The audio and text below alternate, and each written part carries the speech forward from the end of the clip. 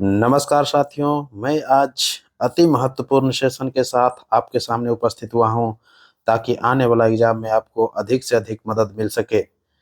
तो पहला क्वेश्चन है, युवा बंगाल आंदोलन की स्थापना का श्रेय किसे है? युवा बंगाल आंदोलन की स्थापना का श्रेय किसे है? युवा बंगाल आंदोलन की जो स्थापना किया था वो हेनरी बिबियन डेरोजियो ने किया था। कौन किया था? Henry Vivian Derozio. Clear? Option A होगा। नेक्स्ट क्वेश्चन,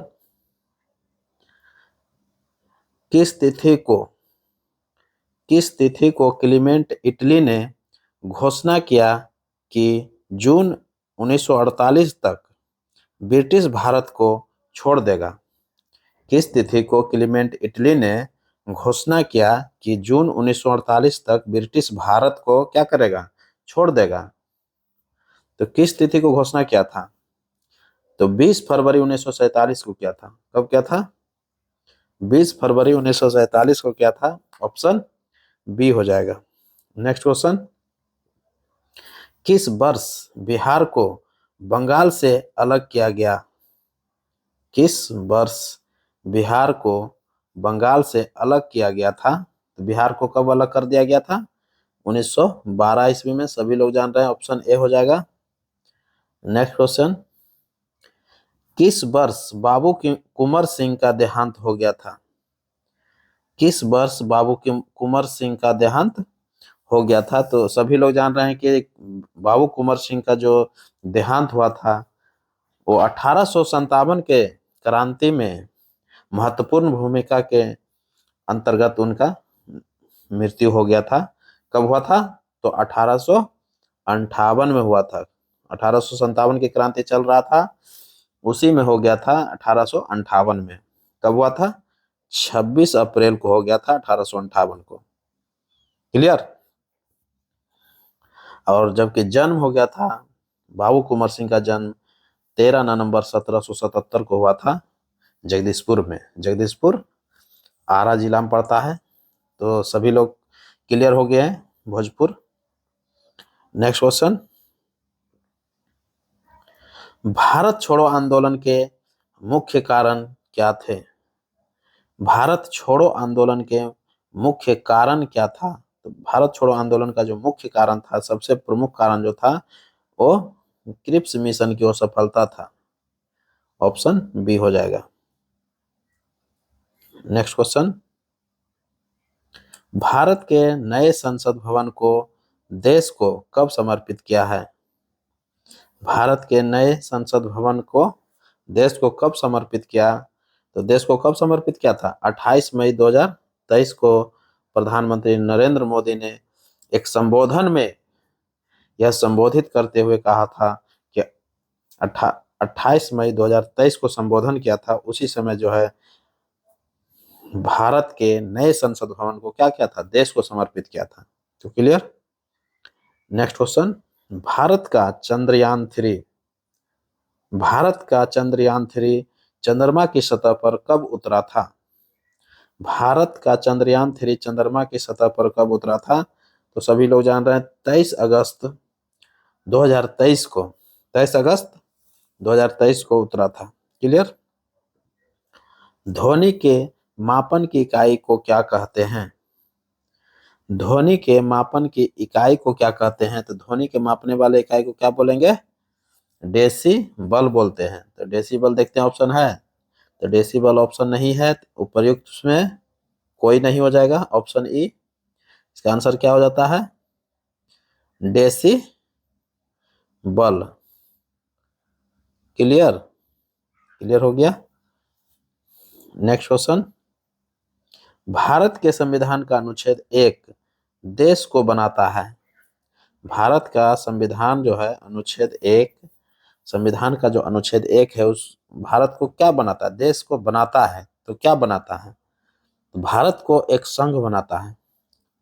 भारतीय संविधान के अनुच्छेद में 1 में यह कहता है कि भारत जो है राज्यों का संघ है। तो राज्यों का संघ ऑप्शन सी में दिया हुआ है। ऑप्शन सी, यह एक संघ बनाता है। क्लियर? नेक्स्ट क्वेश्चन, ब्रिटिश शासन के दौरान दिल्ली राजधानी की नींव किसने रखी? तो दिल्ली राजधानी का जो नींव रखा था वो किंग जॉर्ज पंचम ने। आप देखे होंगे कि जब दिल्ली में एक भव्य आयोजन किया गया था, किसके लिए? जॉर्ज पंचम के लिए। और मेरी, जब जॉर्ज पंचम और मेरी जब इंग्लैंड से भारत आया था तो 1911 ईस्वी में हार्डिंग ने एक दिल्ली में भव्य आयोजन का दरबार लगाया था, जिसमें जो है ये राजधानी परिवर्तित किया था। पहले भारत की राजधानी कहाँ था? कलकत्ता था। इसी समय परिवर्तित कर दिया था और भारत की राजधानी जो है ना नई दिल्ली को बना दिया, दिल्ली को बना दिया था। क्लियर? और उसी समय जो है बिहार बंगाल का जो बंटवारा हो गया था, तो उसी में जो है ना बंगाल विभाजन को रद्द भी किया गया था। तो समझ गए होंगे। क्लियर? तो किंग जॉर्ज पंचम ने दिल्ली को राजधानी के नींव रखा था।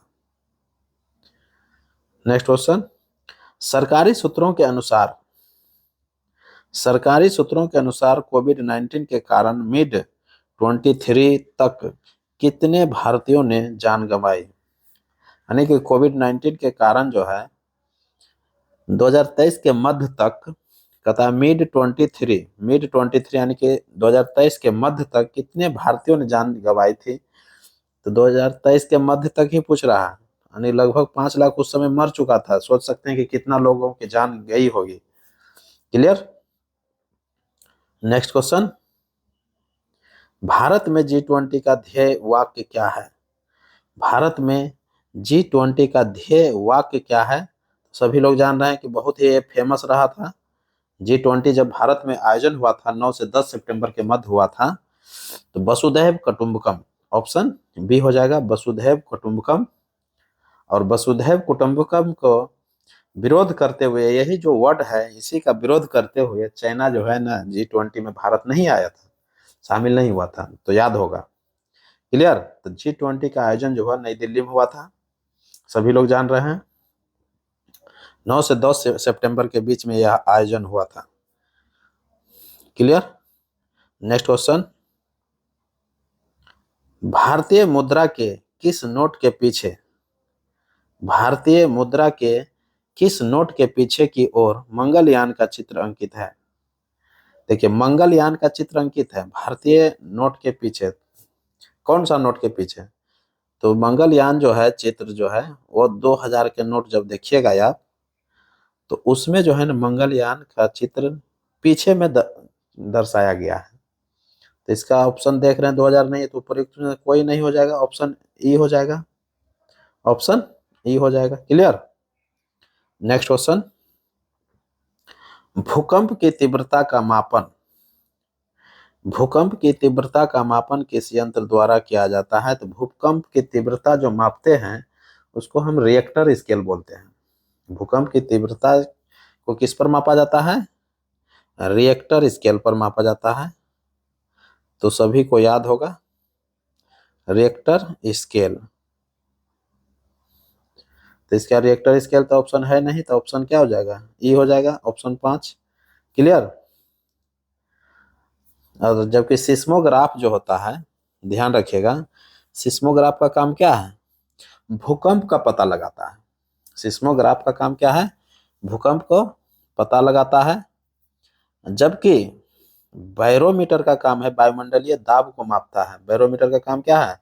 वायुमंडलीय दाब को मापता है। और मैनोमीटर जो है, मैनोमीटर का जो काम है गैस का दाब मापने में यूज होता है। गैस का जो हम लोग गैस उस खरीदते हैं उसका दाब मापने में कौन? मैनोमीटर का इस्तेमाल होता है। क्लियर? नेक्स्ट क्वेश्चन, वायु में ऑक्सीजन का अनुपात क्या है? देखिए, वायुमंडल में जब हम पूछते हैं तो वायुमंडल में बहुत सारा जो है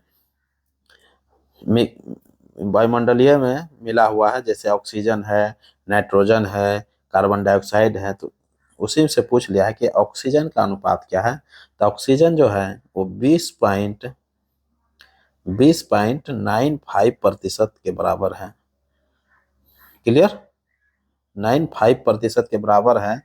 तो 20.95 तो इसमें ऑप्शन है नहीं। अगर एग्जैक्टली आंसर लेगा तो 20.95 अगर लेता है ये, तो इसका आंसर उपयुक्त में से क्या हो जाएगा, कोई नहीं हो जाएगा।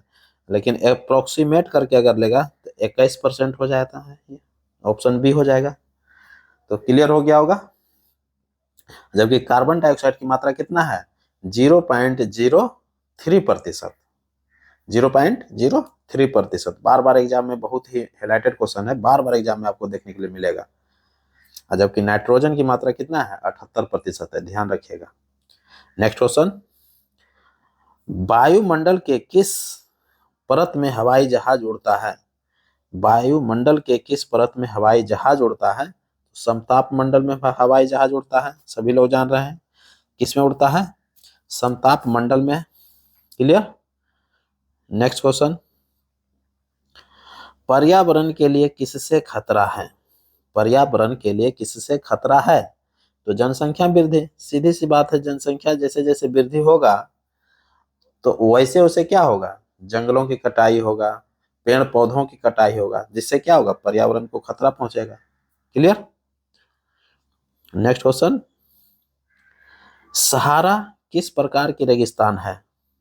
सहारा किस प्रकार की रेगिस्तान है? तो सहारा जो है ना, गर्म रेगिस्तान है। ऑप्शन क्या हो जाएगा, सी हो जाएगा, गर्म रेगिस्तान है। नेक्स्ट क्वेश्चन, स्वच्छ भारत मिशन, देखिए स्वच्छ भारत मिशन जो है कब आरंभ हुआ था? तो स्वच्छ भारत मिशन जो आरंभ हुआ था 2 अक्टूबर 2014 को हुआ था। 2 अक्टूबर 2014 को ऑप्शन बी में दिया हुआ है। नेक्स्ट क्वेश्चन देख लेते हैं, गंगा नदी के तट पर स्थित शहर है। देखिए गंगा नदी के तट पर स्थित शहर अगर पूछा जाए तो बहुत सारा शहर है। तो इस ऑप्शन में अगर ध्यान में रखा जाए तो ऑप्शन में प्रयागराज है, ऑप्शन ए मिल गया, प्रयागराज अर्थात इलाहाबाद। क्लियर। उसी प्रकार पटना, भागलपुर, ये सभी शहर जो है क्या है, गंगा नदी के किनारे बसा हुआ है। क्लियर। नेक्स्ट क्वेश्चन, ऊर्जा का गैर परंपरागत स्रोत है। ऊर्जा का गैर परंपरागत स्रोत है, तो गैर परंपरागत मीन्स क्या, जो कि हम किसी चीज से प्राप्त करते हैं उसको गैर परंपरागत बोलते हैं। जैसे कि परंपरागत स्रोत, जैसे कोयला क्या है, परंपरागत स्रोत है। क्लियर।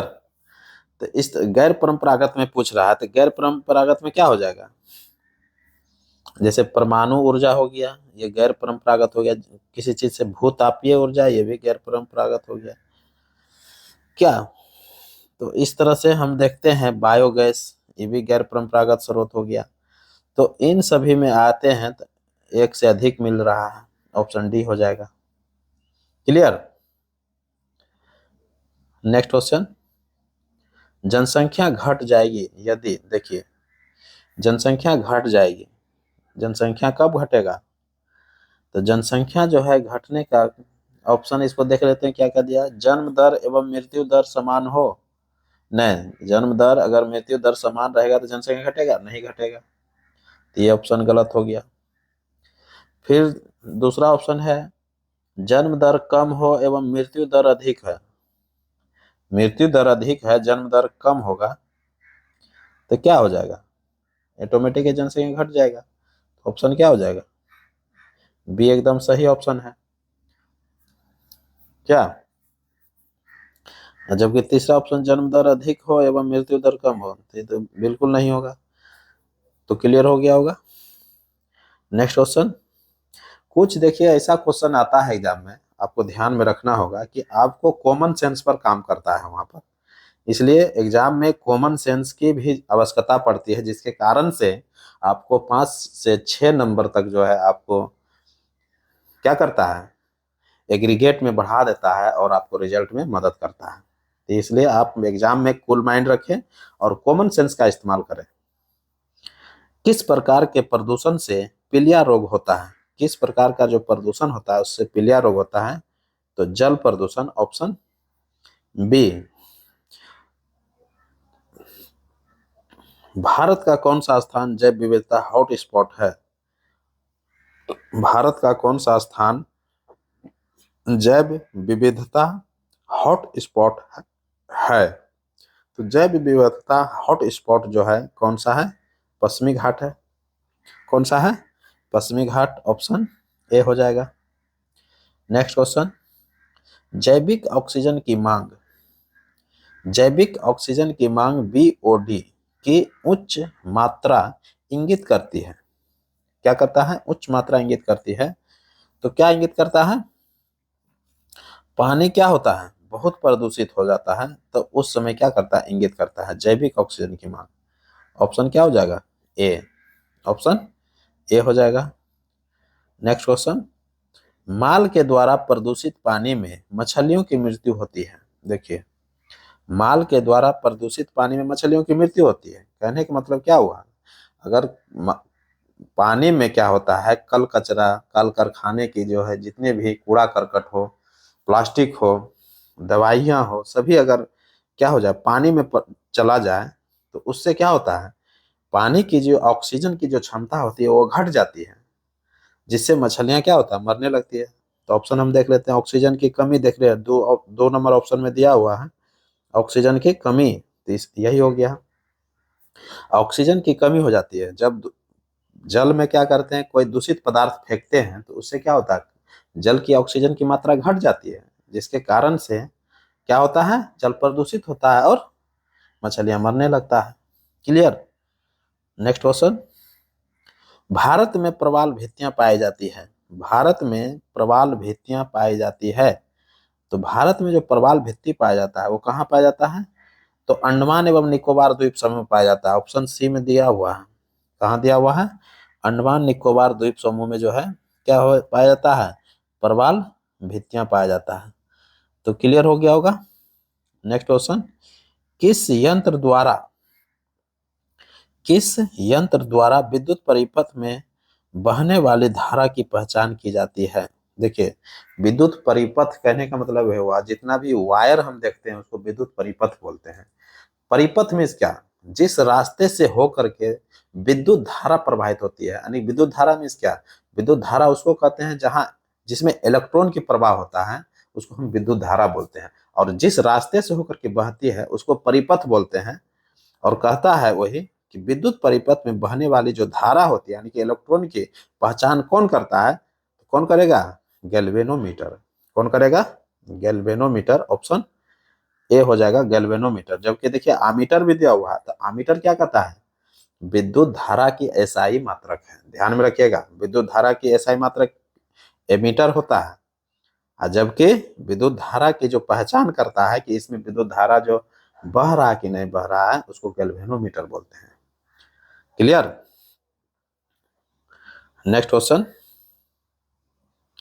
सितारों के चमकने की प्रकाशीय प्रक्रिया, सितारों के चमकने की प्रकाशीय प्रक्रिया किसके कारण होती है? जो सितारा चमकता है, तो सभी लोग जानते हैं कि तारा जो चमकते हैं क्या होता है? वायुमंडलीय अपवर्तन। वायुमंडलीय अपवर्तन हो जाएगा, यही वातावरणीय अपवर्तन, ऑप्शन सी जो दिया हुआ है। क्लियर? नेक्स्ट क्वेश्चन, अवतल दर्पण द्वारा बनाया हुआ प्रतिबिंब क्या होता है? अवतल दर्पण द्वारा जो अवतल दर्पण में जो प्रतिबिंब बनता है हमेशा क्या होता है? वास्तविक बनता है, हमेशा वास्तविक बनता है। Option C. नेक्स्ट क्वेश्चन, उदासीनीकरण प्रक्रिया के उत्क्रम क्या है? उदासीनीकरण प्रक्रिया के उत्क्रम क्या है? उदासीनीकरण जो हम लोग प्रक्रिया जानते हैं, तो उसका क्या है प्रक्रम? इसका जो प्रक्रम हम देखते हैं, उदासीनीकरण का प्रक्रम, तो मिलता है हाइड्रोलाइसिस। हाइड्रोलाइसिस मीन्स क्या होता है, इसको हम लोग समझते हैं। उदासीनीकरण, उदासीन हो जाना, जैसे मान लिया जाए कि कोई हम क्रिया करा दिए, जैसे HCl हाइड्रोजन को करा दिए,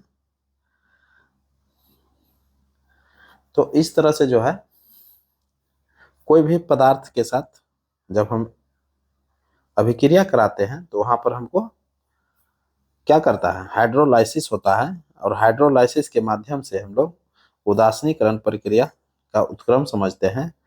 तो इसका आंसर क्या हो जाएगा? ऑप्शन बी हो जाएगा। क्लियर? नेक्स्ट क्वेश्चन, डीएनए का कौन सा भाग प्रोटीन की सूचना देता है? डीएनए का जो कौन सा भाग है जो कि प्रोटीन की सूचना देता है? तो प्रोटीन की सूचना कौन देगा? जीन देगा। Option B. नेक्स्ट क्वेश्चन, यदि कोई बीमारी नॉन ह्यूमन, देखिए, यदि कोई बीमारी नॉन ह्यूमन प्राणी से, non human, non human means क्या हो गया? यानी कि मानव से नहीं, यानी कि यहाँ जानवर आ रहा है। नॉन ह्यूमन मीन्स क्या? मानव को छोड़ करके, यानी कि ह्यूमन को छोड़ करके जितने भी जीव जंतु है उससे, कहता है प्राणी से किसी मनुष्य में पहुंचती है। यानी कि किसी दूसरे जीव जंतु से जब किसी मनुष्य में बीमारी पहुंचती है तो उसको क्या कहते हैं? तो पशुजन्य रोग। सीधी सी बात है। तो ऑप्शन ए होगा। क्लियर। नेक्स्ट क्वेश्चन, वायु प्रदूषण का प्रभाव प्रायः किस पर पाया जाता है? देखिए, वायु प्रदूषण का जो प्रभाव होता है वो पत्तियों पर अक्सर पाया जाता है। तो ऑप्शन बी हो जाएगा।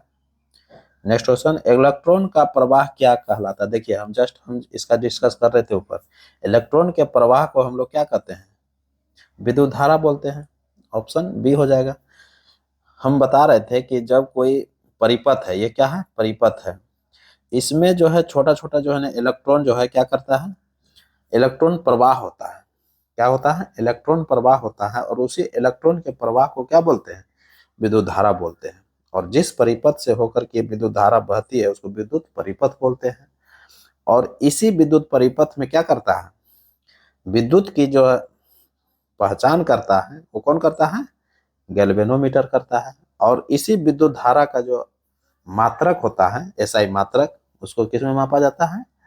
एमीटर में मापा जाता है। क्लियर। नेक्स्ट क्वेश्चन, अपेक्षिक घनत्व की सही इकाई क्या है? देखिए, बहुत ही इंपॉर्टेंट क्वेश्चन। बहुत लड़का इसमें जो है ना गलत मार करके आएगा। लगभग इसमें लड़का जो है गलत ही ऑप्शन मार के आता है, हम भी देखे हैं। क्लियर। तो अपेक्षिक घनत्व का जो सही इकाई क्या है, तो इसका हम लोग सही इकाई की चर्चा कर लेते हैं। पहले घनत्व। घनत्व किसको कहते हैं? तो घनत्व जो होता है प्रति प्रति एकांक प्रति एकांक क्षेत्रफल पर, प्रति एकांक क्षेत्रफल पर लगने वाले, प्रति प्रति इकाई आयतन पर जो द्रव्यमान का जो वजन होता है उसको हम लोग घनत्व कहते हैं। यानी प्रति इकाई आयतन पर, यानी कि कहने का मतलब जो प्रति इकाई, जैसे छोटा सा जो है प्रति इकाई आयतन, आयतन पर जो द्रव्यमान है, यानी कि द्रव्यमान बटे आयतन, यही तो है घनत्व। द्रव्यमान बटे आयतन को क्या बोलते हैं? घनत्व बोलते हैं। अर्थात क्या होता है यहाँ पर? घनत्व का जो एसआई मात्रक होता है केजी प्रति मीटर क्यूब होता है। आप ध्यान दिए होंगे, केजी प्रति मीटर क्यूब जो होता है ये घनत्व का होता है। लेकिन आपेक्षिक घनत्व पूछा है, तो आपेक्षिक घनत्व जो होता है, पहले हम लोग आपेक्षिक घनत्व का चर्चा करते हैं। पहले इसका आंसर हम बता देते हैं। आपेक्षिक घनत्व का जो सही इकाई होगा ये मात्रक विहीन होता है।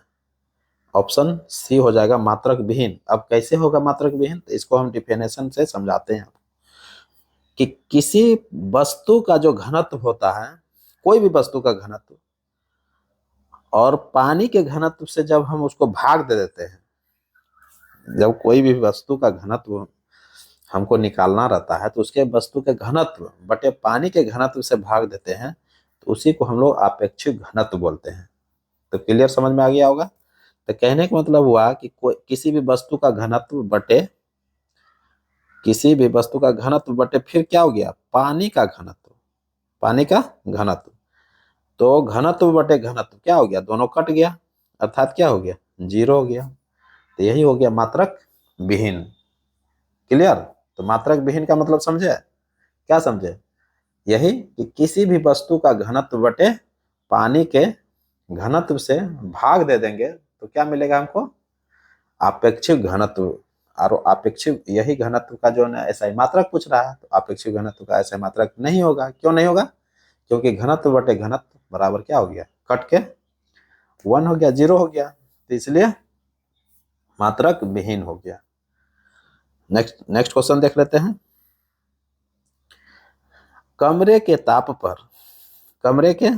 पर द्रव स्थिति में रहने वाली धातु कमरे के ताप पर द्रव स्थिति में रहने वाली धातु कौन है? देखिए, कमरा के ताप पर जो द्रव स्थिति में धातु जो पाया जाता है वो पारा पाया जाता है। कौन पाया जाता है? पारा। कमरे के ताप पर द्रव अवस्था में एकमात्र धातु पाया जाता है वो पारा है, जिसको Hg बोलते हैं, Hg पारा। ठीक है। और वो धातु अगर पूछ दे तो ब्रोमीन हो जाएगा। अगर कमरे के ताप पर द्रव अवस्था में कौन सा वो धातु पाया जाता है तो ब्रोमीन हो जाएगा, ध्यान में रखिएगा। क्लियर? Next question. किस भारतीय प्रौद्योगिकी संस्थान ने, बहुत ही इंपॉर्टेंट क्वेश्चन है, किस भारतीय प्रौद्योगिकी संस्थान ने तंजानिया में अपना परिसर खोलने का निर्णय लिया? तंजानिया में जो अपना परिसर खोलने का निर्णय लिया है वो कौन लिया है? IIT मद्रास लिया है। Next question. खीर भवानी मेला आयोजित होता है। खीर भवानी मेला जो है आयोजित होता है जम्मू कश्मीर में, ध्यान रखिएगा। Next question. भारत की सबसे लंबी सिंचाई नहर कौन है? भारत की सबसे लंबी सिंचाई नहर कौन है? सभी लोग जान रहे हैं, इंदिरा गांधी नहर, जो राजस्थान में बहती है। Clear? Next question. Mallika Sarabhai संबंधित है। मल्लिका साराभाई संबंधित है किससे? शास्त्रीय नृत्य से संबंधित है। मल्लिका साराभाई किससे संबंधित है? शास्त्रीय नृत्य से है। Next question. किस बैंक द्वारा प्रसिद्ध क्रेडिट लुइस बैंक का अधिग्रहण करने का निर्णय किया गया है? देखिए, कहता है किस बैंक द्वारा प्रसिद्ध क्रेडिट लुइस बैंक का जो है ना अधिग्रहण करने का निर्णय लिया है। तो अधिग्रहण कौन करेगा? तो USB बैंक करेगा। कौन करेगा? USB bank. Clear? Next question. कौन सा देश प्रति वर्ष स्वदेशी लोगों के लिए फ्री लैंड कैंप आयोजित करता है? देखिए, बहुत ही इंपॉर्टेंट क्वेश्चन है ये। कहता है कौन सा देश प्रति वर्ष स्वदेशी लोगों के लिए फ्री लैंड कैंप आयोजित करता है? तो फ्री लैंड कैंप जो आयोजित करता है ब्राजील करता है। ऑप्शन बी हो जाएगा, ब्राजील। अपने स्वदेशी लोगों के लिए, यानी कि अपने देश के लोगों के लिए फ्री लैंड कैंप आयोजित करता है। Clear? Next question. Bharatiya Janata Dal, देखिए क्या है, सॉरी, राष्ट्रीय जनता दल है। राष्ट्रीय जनता दल की स्थापना कब हुई थी? राष्ट्रीय जनता दल की स्थापना जो हुआ था 1997 में हुआ था। कब हुआ था? ये लालू प्रसाद जी का दल है, पार्टी है, जो कि राष्ट्रीय जनता दल, राष्ट्रीय RJD, राष्ट्रीय जनता दल। ठीक है। तो राष्ट्रीय जनता दल की स्थापना जो हुआ था 1997 में श्री लालू प्रसाद जी किए थे। क्लियर? जबकि जनता दल यूनाइटेड JDU की जो स्थापना हुआ था वो शरद पवार किए थे 30 अक्टूबर 2003 को। कब किए थे? 30 अक्टूबर। JDU का जो है, JDU का, जदयू जिसको बोलते हैं हम लोग, तो जदयू जनता दल यूनाइटेड उसको 30 अक्टूबर 2003 को किया था शरद पवार के द्वारा। और आम आदमी पार्टी का जो स्थापना हुआ है वो 2 अक्टूबर 2012 को हुआ, ध्यान में रखिएगा। जबकि आम आदमी का पार्टी का स्थापना हो गया था 2 अक्टूबर 2012 को, लेकिन आधिकारिक घोषणा जो किया था वो 26 नवंबर 2012 को किया था, ध्यान में रखिएगा। Next question. पटना जिले के अंतर्गत कितने विधानसभा निर्वाचन क्षेत्र है? देखिए, बहुत अंदर से क्वेश्चन पूछ लिया गया है। पटना जिले के अंतर्गत कितने विधानसभा निर्वाचन क्षेत्र है? तो 14 विधानसभा जो है क्षेत्र है पटना जिले के अंतर्गत। क्लियर? Next question. भारत ने एक मजबूत केंद्र, देखिए बहुत इंपॉर्टेंट क्वेश्चन, भारत ने एक मजबूत केंद्र के साथ संघीय प्रणाली का विचार कहां से लिया है? संघीय प्रणाली का विचार जो है कनाडा से लिया है। ऑप्शन ए हो जाएगा। संघीय विचार का संघात्मक व्यवस्था जो हम लोग पढ़ते हैं भारतीय संविधान में, संघात्मक व्यवस्था कहां से लिया है? तो कनाडा से लिया है। क्लियर? Next question.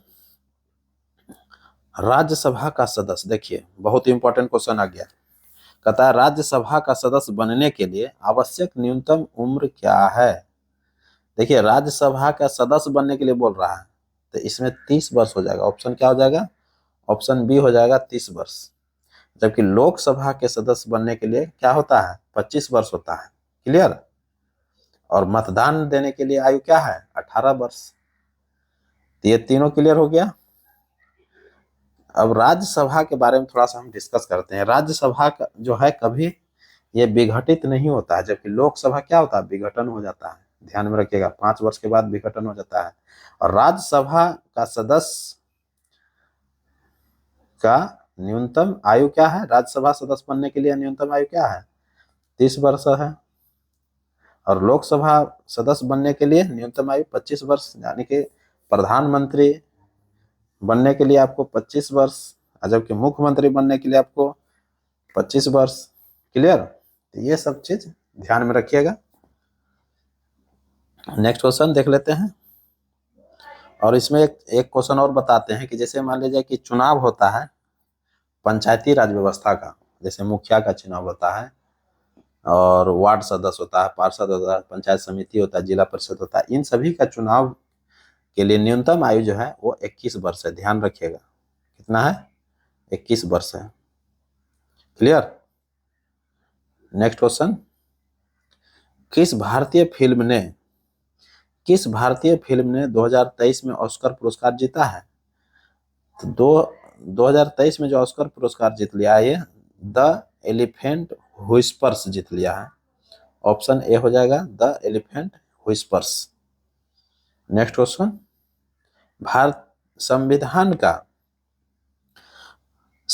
का कौन सा अनुच्छेद अस्पृश्यता के उन्मूलन का सुनिश्चित करता है। अस्पृश्यता यानी कि छुआछूत के उन्मूलन का क्या करता है, सुनिश्चित करता है। तो अनुच्छेद 17, ये बहुत ही हाईलाइटेड क्वेश्चन है, आपको एग्जाम में देखने के लिए मिलेगा। ये हमेशा आप जब इस एग्जाम को दीजिएगा तो ये सब देखने के लिए आपको मिलेगा।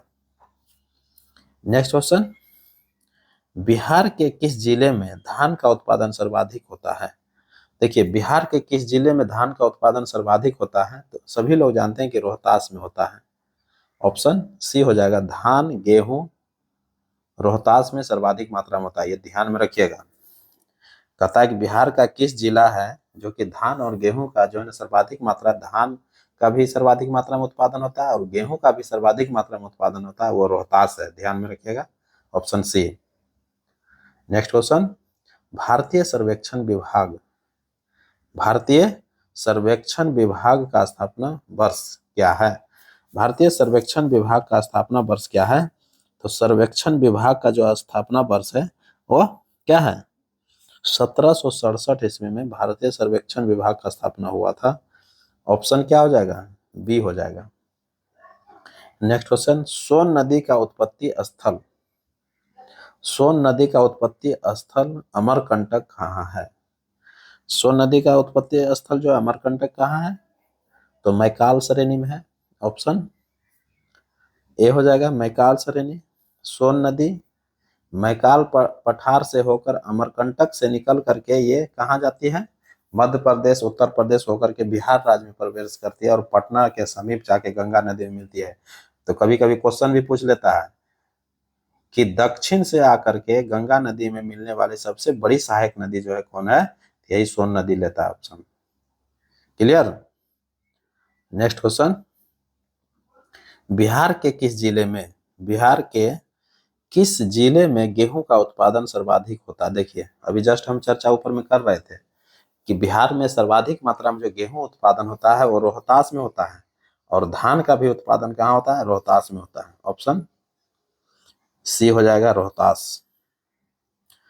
जबकि चीनी की मात्रा अगर पूछ ले कि सर्वाधिक मात्रा में चीनी का उत्पादन कहाँ होता है, तो पश्चिम चंपारण में होता है। चीनी कहाँ होता है, पश्चिम चंपारण। ध्यान रखिएगा, कहाँ, पश्चिम Champaran. Clear. Next question, Patna college की स्थापना वर्ष क्या है। पटना कॉलेज की स्थापना वर्ष क्या है, तो 1863 में पटना कॉलेज का स्थापना हुआ था। ऑप्शन सी हो जाएगा। नेक्स्ट क्वेश्चन, पौधों को सबसे अधिक पानी किस मिट्टी में मिलता है।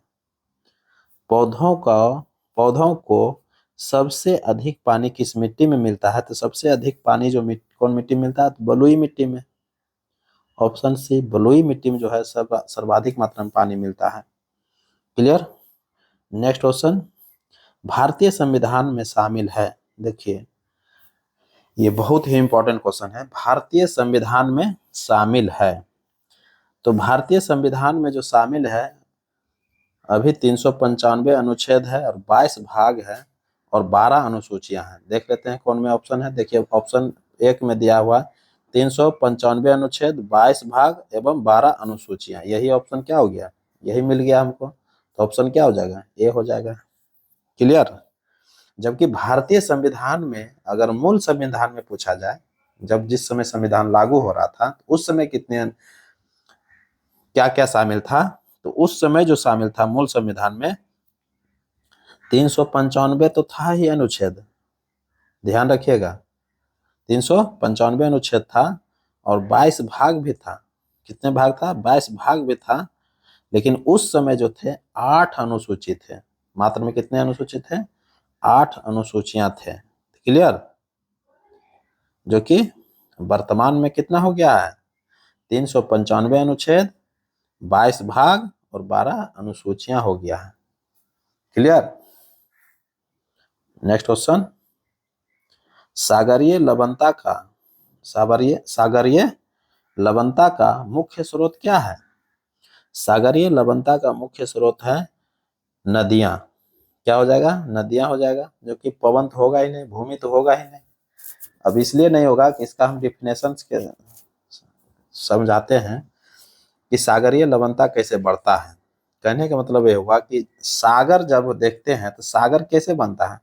कई नदियों का मिलन होता है। सागर में कई नदियों से आकर के पानी मिलता है और उस नदी जो है वह नदी क्या करता है? बहुत सारा कूड़ा करकट ये वो जितना भी जैसे मल मूत्र ये हुआ, मतलब हुआ गाछ वृक्ष पेड़, सभी चीजों को जो है ना क्या करता है? वो बहा करके सागर में लेके चल जाता है। इसीलिए सागर की जो लवणता होती है वो बढ़ जाता है। तो सागर में लवणता का जो मुख्य कारण होता है वो नदियां हैं। क्लियर। नेक्स्ट क्वेश्चन, कौन बंदे, देखिए बहुत ही इंपॉर्टेंट है, कौन वंदे भारत समाचार पत्र के संपादक थे? देखिए बहुत ही यहाँ इंपॉर्टेंट क्वेश्चन आ गया और इसमें बार बार एग्जाम में क्वेश्चन फंस जाइएगा। कहता है कि कौन वंदे मातरम समाचार पत्र के संपादक थे? संपादक पूछ रहा है, तो संपादक जो थे अरविंद घोष थे। ध्यान में रखिएगा, संपादक कौन था? अरविंद घोष था। जबकि वंदे मातरम समाचार पत्र के संस्थापक अगर पूछ देता है, संस्थापक, तो वो कौन हो जाएगा? बिपिन चंद्र पाल संस्थापक हो जाएगा। क्लियर। तो ध्यान में रखिएगा। और कब स्थापना क्या था? 1905 ईस्वी में। वंदे मातरम समाचार पत्र का स्थापना कब क्या था? 1905 ईस्वी में। Clear. Next question, all India Harijan Sangh, all India Harijan संघ की स्थापना 1932 में किसके द्वारा की गई थी?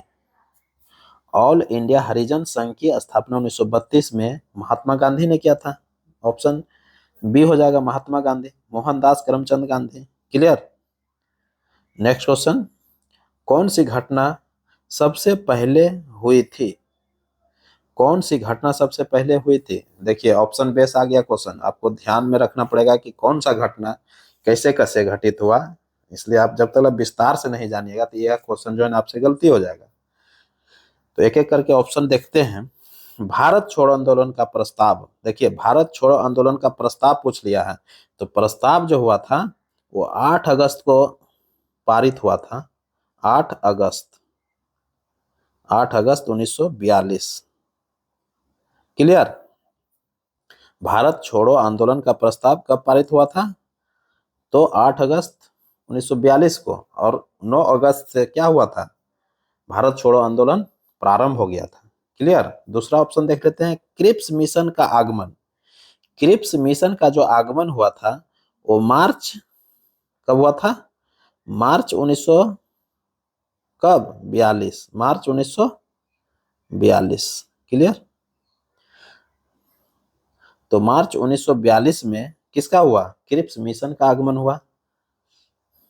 अब तीसरा ऑप्शन देख लेते हैं, गवर्नर जनरल पद लॉर्ड बेबल का आगमन। लॉर्ड बेबल का आगमन कब हुआ था?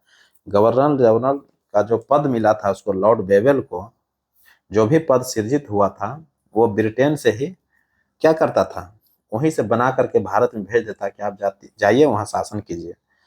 तो गवर्नर जनरल पद पर जो है ना लॉर्ड बेबल का आगमन कब हुआ था? तो 1944 में आगमन हुआ था। कब हुआ था?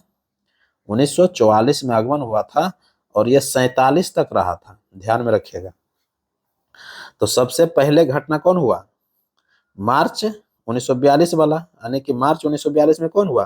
क्रिप्स मिशन का आगमन। तो ऑप्शन बी हो जाएगा आंसर इसका। क्लियर। नेक्स्ट क्वेश्चन, किसने यह कहते हुए भारतीय राष्ट्रीय कांग्रेस की हंसी उड़ाई कि यह एक बहुत सूक्ष्म भाग अल्पसंख्यक का प्रतिनिधित्व करता है? अल्पसंख्यक का प्रतिनिधित्व करता है, कौन कहा था? ये मजाक उड़ाते हुए कहा था, लॉर्ड डफरिन ने कहा था। और लॉर्ड डफरिन ने का जो शासनकाल था 1884 से 1888 तक इसका शासन था। 1884 से 1888 तक।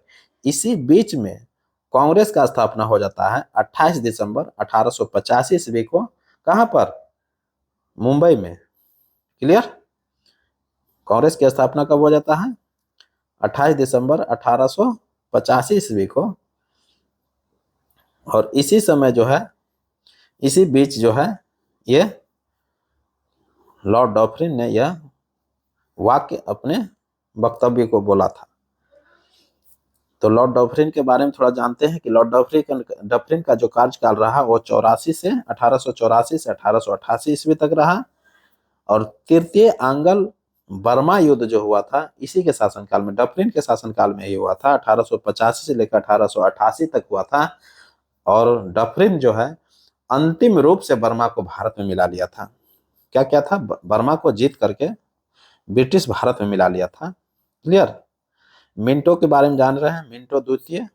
मिंटो द्वितीय का शासनकाल 1905 ईस्वी से 1910 ईस्वी तक रहा। जबकि कर्जन का शासनकाल कब से? 1899 से 1905 ईस्वी तक रहा था। ध्यान रखिएगा। नेक्स्ट क्वेश्चन, मुजफ्फरपुर बम कांड में किसको फांसी की सजा दी गई थी? मुजफ्फरपुर बम कांड आप सुने होंगे कि मुजफ्फरपुर बम कांड जो हुआ था तो कैसे हुआ था? जॉर्ज किंग्सफोर्ड की हत्या का प्रयास किया गया था मुजफ्फरपुर बम कांड में। किसको किया था? जॉर्ज किंग्सफोर्ड की हत्या करने का प्रयास किया गया था, लेकिन गलती से बम जो है कनेडी के गाड़ी पर गिर गया और जिसमें जो है 2 महिलाओं की मृत्यु हो गई थी, यानी कि कनेडी का जो है पत्नी और बेटी का मृत्यु हो गया था। इसी के एवज में जो है खुदीराम बोस को फांसी की सजा दे दिया गया था, यानी फांसी दे दिया गया था खुदीराम बोस को। तो खुदीराम बोस जो है कम उम्र में फांसी पाने वाला ये प्रथम क्रांतिकारी हुए, जो कि 18 वर्ष की अवस्था में 11 अगस्त 1908 को इसको फांसी दे दिया गया था। 11 अगस्त 1908 को क्या किया था? फांसी दे दिया गया था। और प्रफुल्ल चाकी वो आत्महत्या कर लिए थे। यही दोनों इसमें था मुजफ्फरपुर बम कांड में। क्लियर। नेक्स्ट क्वेश्चन, कौन अहरार आंदोलन से संबंधित नहीं थे? कौन अहरार आंदोलन से संबंधित नहीं थे? तो मजरुल हक था ही, मौलाना अल्ताफ हुसैन हाली यही नहीं था। तो वही कहता नहीं कौन थे? तो यही ऑप्शन बी हो जाएगा, नहीं। मौलाना जफर अली खान था ही। क्लियर। नेक्स्ट क्वेश्चन देख लेते हैं। 1832-33 के मध्य कोल विद्रोह का नेतृत्व किसने किया था? कोल विद्रोह का नेतृत्व हम लोग जानते हैं कि कोल विद्रोह जो हुआ था वो 1829 से 39 तक चला था। कब चला था? 1829 से 39 तक चला था। तो कहता है कि वही 1832 से 33 के मध्य कोल विद्रोह का नेतृत्व किसने किया था? तो कोल विद्रोह का जो नेतृत्व किया था किसने किया था? सिद्धू और कन्हू ने किया था। सिद्धू और कन्हू नहीं, सॉरी गलती हो गया, ये बुद्धो भगत और जतरा भगत किया था। बुद्धो भगत और जतरा भगत किया था। तो ऑप्शन देख लेते हैं। बुद्धो भगत जतरा भगत है क्या? नारायण राव, तेजे नारायण, सिद्धू और कन्हू? नहीं, ऑप्शन नहीं मिल रहा है, तो इसका मतलब है उपयुक्त से कोई नहीं होगा। तो आंसर इसका क्या हो जाएगा? कोल विद्रोह का नेतृत्व किसने किया था? बुद्धो भगत एवं जतरा भगत ने किया था। तो याद रखिएगा। Next question. सिद्धू कन्हू के बारे में जब हम बोल रहे थे, अभी सिद्धू कन्हू की चर्चा कर रहे थे, सिद्धू कन्हू जो थे वो क्या थे? संथाल विद्रोह के नेता थे। क्लियर? संथाल विद्रोह जानिए 1855-56 में हुआ था। Next question. किस मुस्लिम स्वतंत्रता सेनानी को भाईचारा एवं एकता दर्शाने हेतु गोल्डन टेम्पल की चाबियां सौंपी गई थी? देखिए बहुत ही हाइलाइटेड क्वेश्चन है। इसका आंसर हो जाएगा सैफुद्दीन किचलू। कौन हो जाएगा? सैफुद्दीन किचलू हो जाएगा। और सैफुद्दीन किचलू जो कब ये घटना, इसके बारे में थोड़ा सा चर्चा हम करते हैं कि कहता है किस मुस्लिम स्वतंत्रता सेनानी को भाईचारा एवं एकता दर्शाने हेतु गोल्डन टेम्पल की चाबियां सौंपी गई थी। तो जब असहयोग आंदोलन हुआ था तो उस समय जो है ना हिंदू मुस्लिम का जो एकता को सुनिश्चित करने के लिए, यानी कि भाईचारा को दर्शाने के लिए क्या क्या था? सैफुद्दीन किचलू को गोल्डन टेम्पल की चाबी सौंप दी गई थी, तो इससे कि हिंदू और मुस्लिम में भाईचारा बना रहे। तो ऑप्शन बी हो जाएगा। तो इसी के साथ हमें अब इजाजत दीजिए। एक नए वीडियो के साथ मैं पुनः आपके सामने उपस्थित होऊंगा। तब तक के लिए पढ़िए। नमस्कार, जय हिंद।